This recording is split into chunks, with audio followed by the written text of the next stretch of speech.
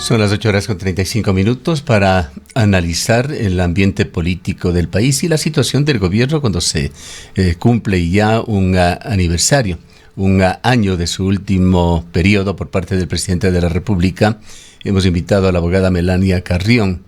Quisiéramos, Melania, el tiempo de darle la bienvenida, conocer su visión sobre el momento político que está viviendo Ecuador cuando nos encontramos también en una recta hacia las elecciones de noviembre. Buenos días, Gustavo. Qué gusto saludarle a usted, también a su audiencia, agradeciéndole como siempre por la invitación. A ver, creo que cómo vamos caminando hacia el 29 de noviembre, creo que con algunas circunstancias que ciertamente usted ha reseñado ya, un país que cada vez más ve la ineficiencia, la ineficacia de las acciones anunciadas, un vacío de contenido sobre lo que se anuncia, lo que se comenta, la espectacularidad, los shows, versus el rendimiento real, por ejemplo, frente a la lucha contra la inseguridad, que la ciudadanía lo percibe. Si bien es cierto, parecería que, por ejemplo, el número de homicidios intencionales se ha reducido si comparamos con los mismos periodos, sobre todo el primer trimestre, que son los datos que tenemos. También hay muchas dudas sobre los datos oficiales, y usted ya lo ha señalado. No solamente son las declaraciones, tal vez las declaraciones son lo más visible que nosotros podemos identificar y que de hecho estas agencias verificadoras nos pueden comentar, ¿no? Por las declaraciones del presidente. Pero si ahí ya se advierte una brecha con respecto a la veracidad de la información, yo quiero comentarle a la ciudadanía que los datos que nos dan oficialmente de empleo, de inseguridad, de detenciones, de resultados de los operativos que se han realizado en materia de seguridad, de los resultados supuestamente de este toque de queda que terminó hoy en la mañana, es decir, todo eso nos anuncia que hay mucha opacidad en el gobierno, hay manejo de información reservada, muy discrecional, la información que no conviene se la trata de ocultar. Entonces eso ha hecho que inclusive la ciudadanía ya no solamente vea los problemas de seguridad o los problemas del empleo como las principales preocupaciones, sino hoy por hoy también la corrupción. Nuevamente la corrupción llega a ser una preocupación porque ya no solamente se está cuestionando la eficacia del gobierno, Gustavo, que esa es una de las cosas que ya se venía cuestionando en materia de seguridad, por ejemplo, en materia económica, en materia de inclusión social, de reducción de brechas, de desigualdad, de acceso a oportunidades, sino que además se está cuestionando ya la forma de gobernar, y esto se va incrementando en la ciudadanía. Entonces lo que va a suceder muy probablemente, si el gobierno no cambia el rumbo, y creemos que probablemente no lo haga, aunque no al menos de manera sustantiva, aunque también sabemos que leen las encuestas y también sabemos que sí se informan para saber hasta dónde llegan, y de hecho los últimos datos precisamente hacen presumir que fueron bien leídos por el gobierno y por eso se levanta el toque de queda, porque la ciudadanía ha cuestionado la eficacia del toque de queda y quienes respaldaban al gobierno inclusive cada vez son menos. Entonces parece ser que el gobierno sí está leyendo ese tipo de cosas, entonces probablemente esté leyendo también el cuestionamiento a la forma de gobernar, por lo que no me sorprendería que en los próximos meses veamos hasta cierto punto, veamos un descenso en las manifestaciones de autoritarismo, veamos un descenso en la discrecionalidad, para que se perciba que existe un ambiente de democracia en el Ecuador y que no se cuestione tanto esas manifestaciones de autoritarismo que ya están siendo cuestionadas por la ciudadanía, que se está convirtiendo en una preocupación porque la ciudadanía ya está viendo no solamente una erosión democrática, sino que está cuestionando qué tan democrático está siendo el Ecuador. Tenemos una pausa, esperemos que sea temporal en la señal con Melania Carrión. En todo caso, avanzando, y esperemos nos esté escuchando Melania, en lo que concluye Lupa Media, esta entidad periodística de verificación de informaciones, concluye que el gobierno está enmarcado en un proyecto reeleccionista que opera desde el Estado. La investigación de Lupa Media revela un patrón. Daniel Noboa estaría construyendo un proyecto de continuidad presidencial apoyado en recursos estatales, estructuras paralelas de comunicación, un uso intensivo del aparato público para sostener su narrativa de gestión. No se trata solo de una campaña anticipada, sino de un ecosistema político comunicacional que opera desde el poder, es lo que señala Lupa Media en este informe. Es un ecosistema político comunicacional que difumina la frontera entre gobierno y proselitismo. Si nos escuchó, quisiéramos conocer en qué medida coincide usted con este esquema de lo que concluye Lupa Media, de que lo fundamental que está construyendo el gobierno es un proyecto reeleccionista que opera desde el Estado. Sí, yo creo que eso es visible y no es nada nuevo, lo viene haciendo desde el periodo 2023, entonces ciertamente es lo previsible. Creo que lo que deberíamos cuestionarnos es cómo se lo está haciendo, ¿no? Es decir, tampoco podemos cuestionar mucho que hay una intención de continuidad por parte del gobierno, de cooptación de los territorios, porque ya no es solamente a nivel nacional, sino ahora también se pretende fortalecer una fuerza electoral y una estructura que ciertamente el gobierno no tiene.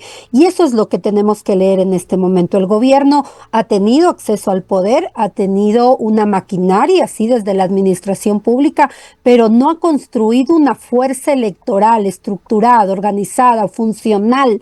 Y eso es lo que está pretendiendo, evidentemente, con las seccionales. De hecho, el que lo logre a nivel seccional le podría dar la fuerza para hacer una estructura política que pueda superar una etapa de gobierno, porque muchas veces se puede ganar durante una o dos elecciones, se puede ganar el poder político, sobre todo ante la naturaleza de las elecciones anticipadas que tuvimos, pero otra cosa es construir una estructura partidaria y me parece que lo que el gobierno apunta es a tener de alguna manera las condiciones para eso, para una estructura partidaria que por supuesto no lo hace desde una visión de democracia interna, desde el escuchar a los ciudadanos, desde una construcción desde las bases, sino mediada por supuesto por el acceso al poder y por el uso de la maquinaria estatal. ¿En qué medida el presidente Noboa logra mantener esa narrativa de presidente joven, moderno, eficiente? Noboa como líder pragmático, ejecutivo, tecnocrático, ajeno a la vieja política, sí llegó. Se mantiene con esos atributos, sobre todo en su política de comunicación hacia los segmentos más jóvenes del país. Creo que eso se ha mostrado ya con un gran desgaste, Gustavo. Es decir, veamos nada más los resultados de las elecciones de la consulta popular y al parecer, según los datos preliminares que ya tenemos, un gran número de jóvenes fueron los que votaron en contra del gobierno nacional. Eso significa que los jóvenes no están ya seducidos por la imagen precisamente que se mostró. Ahora, el carácter tecnocrático del gobierno choca muchísimo, al menos desde la intención que puedan tener para posicionarlo de esa manera, choca muchísimo con lo que se está viendo. Tampoco se puede advertir que exista un desempeño, ni siquiera tecnocrático. Lo que se ve es improvisación, desconocimiento de la administración pública, se ve globos de ensayo todo el tiempo, golpes de efecto, se ve palos de ciego, como decimos vulgarmente nosotros, es decir, que se está intentando hacer cosas, pero no se ve política pública consistente, no se ve un proyecto de Estado, no se ve coherencia en la política pública, un programa a mediano y largo plazo. Lo que se ven son acciones que buscan tener un efecto mediático, acciones que buscan simplemente dar este golpe de efecto, pero Gustavo, como nosotros lo hemos dicho, algunos politólogos lo hemos dicho desde hace muchísimas décadas ya inclusive, que cuando se pretende mantener una campaña permanente y una estrategia únicamente comunicacional, lo que sucede es que llega a chocarse luego con la realidad, se da un vacío de contenido y la ciudadanía lo lee. Y eso aumenta la desconfianza en el gobierno nacional. Creo que el gobierno todavía goza de cierto nivel de legitimidad, por supuesto, de venida del proceso electoral, Pero esto se va desgastando progresivamente y la ciudadanía está dudando ya no solamente de la capacidad de quienes nos gobiernan, que eso se advertía desde hace algún tiempo, pero la ciudadanía como que decía, démosles un poquito de tiempo porque igual están llegando, ¿no? Pero la ciudadanía ya esa luna de miel ya pasó y la ciudadanía ya no perdona la ineficiencia. ¿Cuenta usted, Melania, con indicadores de popularidad, de credibilidad que puedan citarse? Así es, hemos visto Comunicaliza, hemos visto también Omar Maluk, hemos visto algunos, Inmacén, por ejemplo, que han dado datos, y aunque las preguntas son diferentes, uno puede ver que incluso quienes más confianza le dan al presidente está entre el 30-35% promedio, por establecerlo, pero tenemos indicadores de confianza en el gobierno incluso menores, y yo pensaría que inclusive son menores en algunos territorios, precisamente porque se ve este vacío que le digo, esta contradicción. Gustavo, la ciudadanía, y eso es algo que los políticos tienen que aprender a leer. La ciudadanía tiene, el Ecuador, tenemos una cultura política que tiende sí al autoritarismo, nos gusta y esta idea del político fuerte que toma decisiones, que inclusive de vez en cuando pueda irse en contra de la ley para tomar decisiones que sean buenas para la población. Es como que esta visión utilitarista es justificada por la ciudadanía. Pero tenemos un límite bien delgado entre eso y el autoritarismo que la ciudadanía cuestiona y que la ciudadanía no perdona, y resulta que la ciudadanía está empezando a advertir esas manifestaciones con lo que estamos viendo en las acciones electorales, lo que estamos viendo con las decisiones no justificadas del Consejo Nacional Electoral, del Tribunal Contencioso Electoral, de la Fiscalía General del Estado, es decir, las otras instituciones que tendrían que ser contrapeso, pero que sabemos están alineadas al oficialismo. Ese accionar también está siendo cuestionado. Entonces, este escenario de erosión democrática de la que hemos venido hablando, que muchas veces estaba reducido a los analistas, a los que conocemos de pronto los conceptos, los que conocemos las características que dan sentido a esta erosión democrática, ya está siendo percibido por la ciudadanía. Y evidentemente el gobierno se expone a un desgaste que le puede pasar una factura sin precedentes en las elecciones seccionales. En el sostenimiento de esta campaña del gobierno, se identifican recursos estatales, actuación de funcionarios de gobierno, plataformas oficiales. Pues se ha hablado mucho de uso indebido de bienes públicos, de esa búsqueda incesante de lograr una ventaja electoral anticipada y de una actuación oscura del Consejo Nacional Electoral. Sí, y no solo del Consejo, sino también del Tribunal Contencioso Electoral, y asistimos precisamente a un proceso electoral que de origen, Gustavo, nace con cuestionamientos de legitimidad, de confianza, de certeza electoral. El adelantar las elecciones, por ejemplo, sin un fundamento técnico, sin que además el Consejo Nacional sea el órgano llamado a hacer análisis sobre los efectos del fenómeno del Niño y demás, cual si fuese una institución o un organismo técnico científico para ello, da precisamente que pensar, y la ciudadanía lo está viendo. La ciudadanía, mire, inclusive la ciudadanía que puede tener críticas a ciertos actores políticos como el propio correísmo, por ejemplo, no ve con buenos ojos que se intente inclinar la cancha a favor del oficialismo, no ve con buenos ojos que se lo haga de la forma en la que se lo está haciendo, de manera irregular e ilegal, y que se pretenda proscribir a la principal fuerza política con estas maniobras. La ciudadanía es muy crítica de eso. Ve el funcionamiento de la Asamblea, y la ciudadanía creo que ya hoy por hoy es Vox Populi, que esta Asamblea Nacional es hoy por hoy sí la peor asamblea de la historia, sin lugar a duda. Por otra parte, ¿qué es lo que está pasando en este mundo de la Internet, de la inteligencia artificial? Se evidencian en Ecuador influencers alineados, hay microsegmentación por plataformas, mensajes territoriales dirigidos, campañas de contraste contra opositores, en general operaciones digitales coordinadas.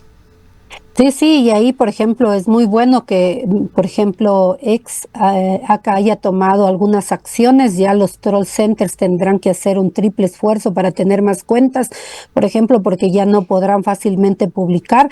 Y eso de alguna manera ayuda, pero tenemos en materia digital y de seguridad digital muchísimo que conversar, en materia también de ética en el uso de las plataformas.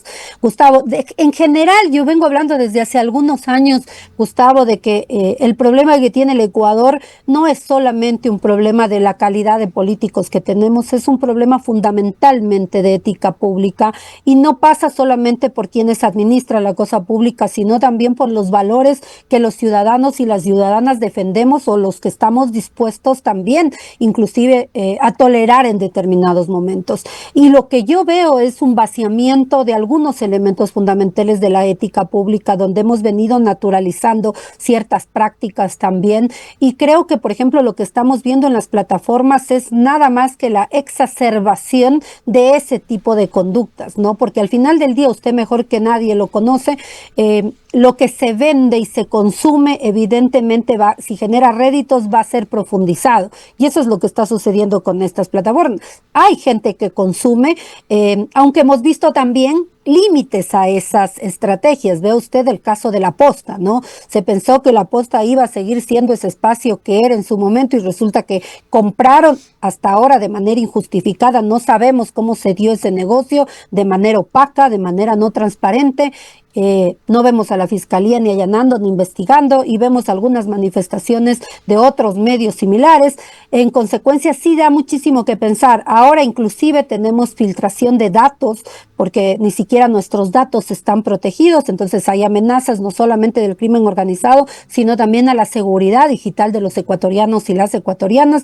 Entonces sí, estamos en un contexto en el cual no solamente que hay opacidad, no hay transparencia, estamos en un contexto en el cual emergen todas las condiciones y el cóctel perfecto, Gustavo, para profundización de manifestaciones autoritarias, de desgaste de la democracia, de la institucionalidad, pero también de la amenaza directa a los derechos fundamentales que tenemos las ecuatorianas y los ecuatorianos, como por ejemplo derechos de libertad, inclusive derechos políticos.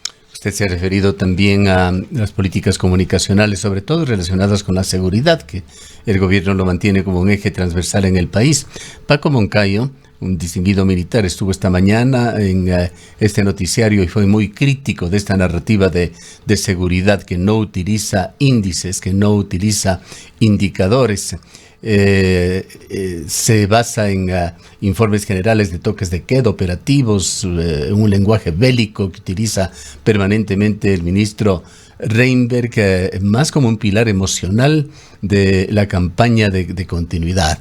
El gobierno presenta cada medida como un logro, pero sin indicadores verificables, lo que convierte la seguridad más en un recurso político que una política pública de comunicación valiosa.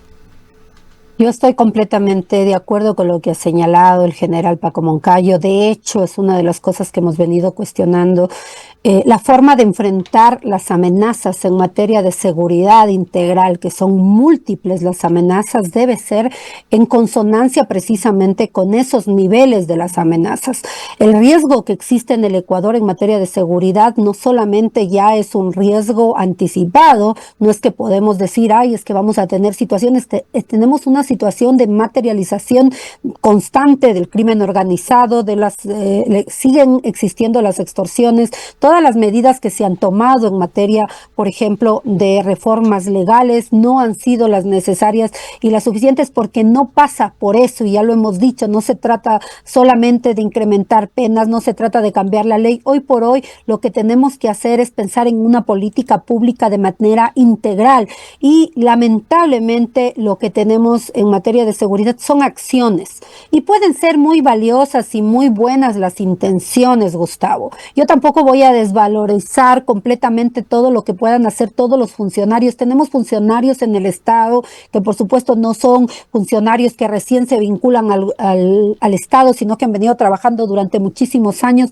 que todos los días se levantan con la intención de aportar un poquito, de tratar de hacer de este país un lugar mejor, pero se encuentran con brechas programáticas y estratégicas muy amplias, porque para poder realizar acciones que puedan tener eficacia se necesita visión estratégica de largo plazo, de mediano plazo, y eso es lo que no tenemos hoy por hoy entre quienes dirigen el Estado, porque esos planes, por ejemplo, en materia de seguridad no pueden ser, si es que existieran, y es justo lo que ha dicho el general Moncayo, no pueden ser evaluados porque no hay una planificación. Usted ha visto el plan Fénix, no lo hemos visto hasta el día de hoy. Hemos visto un plan de seguridad integral de este gobierno que no sea la réplica del plan de seguridad que dejó el gobierno de Guillermo Lasso, considerando los nuevos contextos de criminalidad, no lo tenemos. ¿Usted ha visto algún plan de política criminal que desde el año 2023, estamos ya 3 años después, resulta que está dispuesto que se haga en la Ley de Seguridad Pública y del Estado, y hasta el día de hoy no tenemos un plan de política criminal que vea todas las manifestaciones de la criminalidad y no solamente el combate o la neutralización como respuesta, sino que pueda prevenir, que pueda garantizar la investigación, pero que también pueda garantizar la sanción ejemplarizadora para que precisamente se convierta en un disuasivo de la criminalidad.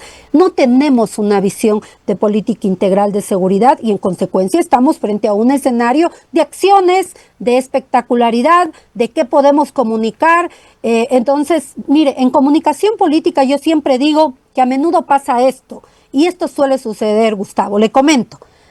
Se hace 100 cosas y la capacidad de comunicación, por la debilidad de los equipos a menudo que existen en comunicación, es de comunicación del 10%, del 100% realizado se comunica el 10%. Lo demás queda entre todo lo que se hace y no se logra comunicar porque los medios de comunicación no están informados, porque no les interesa sino solo lo que llame la atención y pueda ser cuestionado, en fin. Lo que estamos viendo en este gobierno es la inversión de esa relación. Se hace 10% y se intenta comunicar como si fuese un 100%. Es todo lo contrario. Entonces se hace una mínima acción y se lo intenta masificar como que si fuera una gran respuesta estatal, y eso es lo lamentable. Entonces, a la larga los ciudadanos se dan cuenta cuando van a los hospitales, cuando van a sus hijos al sistema educativo, ven cómo está el sistema educativo, uno ya se da cuenta de que, claro, lo demás es anuncio y es propaganda mediática. A eso, Gustavo, yo sí quisiera sumarle un tema gravísimo para la democracia: el rol de los medios de comunicación. Resulta que o los medios de comunicación están o comprados o pautados, o la gran mayoría de medios de comunicación están intimidados o están perseguidos. El contexto no es favorable tampoco para poder comunicar y contarnos qué es lo que está sucediendo.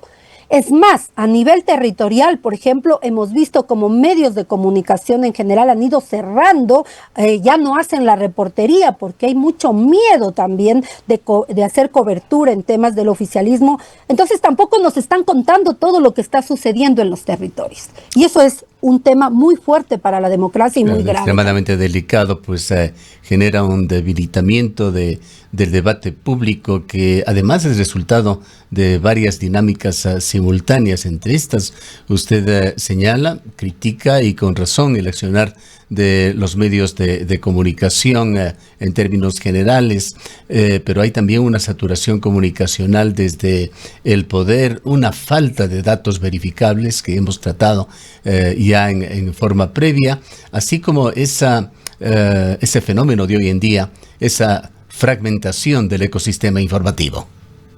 Totalmente, vemos y ya lo hemos anticipado, y también hay organismos internacionales que han expresado su preocupación sobre lo que está sucediendo en el Ecuador en materia de libertades, de derechos humanos, de libertad de expresión, de libertad de asociación. Hoy por hoy el sindicalismo en el Ecuador también se encuentra amenazado, se encuentra en una situación de presión y de tensión permanente. Entonces, esos espacios, digamos, cívicos, esos espacios que nos permiten informarnos, que nos permiten tener además no solamente cualquier tipo de noticias, sino información de calidad, contrastada, que permiten además que nosotros podamos tener pensamiento crítico como ciudadanos, se ven minados en términos institucionales, inclusive desde el poder de turno, y eso evidentemente nos vuelve mucho más vulnerables precisamente a la desinformación, a la maquinaria maquinaria propagandística estatal, más vulnerables también a cualquier intento de narrativas que se pretendan permear en la ciudadanía, y no nos permite tener todos los elementos inclusive para valorarlo. A pesar de toda esa presión que estamos sintiendo en esta democracia, y no solo la ecuatoriana, en general en las democracias latinoamericanas y las democracias en el mundo, vemos algunas cosas positivas, Gustavo, y yo quiero resaltar eso. Vemos una conciencia crítica que está despertando, vemos ciudadanos que a pesar de eso están levantando la voz, vemos medios de comunicación que a pesar de las dificultades para acceder a información, hacen lo posible para contrastar, para tener información, y por eso sabemos cosas que si no, no supiéramos. Medios de comunicación como el que usted lidera, que dan esa opción a esas voces críticas, a esas miradas distintas que se salen de este encuadre, ¿no es cierto?, que nos pretenden siempre poner ciertos medios de comunicación masiva que tienen un claro alineamiento con el poder. Entonces, eso creo que nutre de alguna manera y hace posible que sepamos cosas que de lo contrario no sabríamos, Gustavo, y yo quiero rescatar eso, quiero rescatar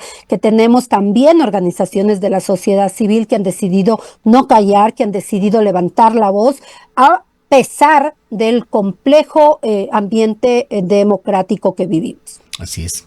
El debate público es fundamental, importantísimo, más cuando el poder no rinde cuentas o rinde cuentas de una forma muy sesgada. La ciudadanía no puede evaluar políticas públicas. Las instituciones han perdido enormemente legitimidad en Ecuador y la democracia se va convirtiendo en un ejercicio formal con muy poca deliberación. Así es. Y creo que ahí hay un compromiso cívico, Gustavo, que yo intento desde todos los espacios en los que puedo siempre promover. Necesitamos fortalecer la acción cívica ciudadana, informarnos, un poco volver a lo que era el civismo antes, ¿no? Espacios de encuentro, de comunicación, los medios de comunicación hoy por hoy digitales, los espacios digitales, redes sociales pueden ser vistos de manera positiva y podemos utilizarlos precisamente para poder hacer un ejercicio de, digamos, no solamente de cobertura para quienes lo hacen, sino nosotros ciudadanos también de comunicación ciudadana para articularnos y para ser activos y no quedarnos callados. Yo lo que digo es que mientras la ciudadanía permanezca silente, atemorizada, con miedo a expresarse, el poder siempre va a tratar de ser mucho más fuerte y va a tratar, el poder es como un monstruo insaciable, ¿no? Si no tiene frenos y contrapesos institucionales o ciudadanos, el poder va a querer siempre ser más poderoso.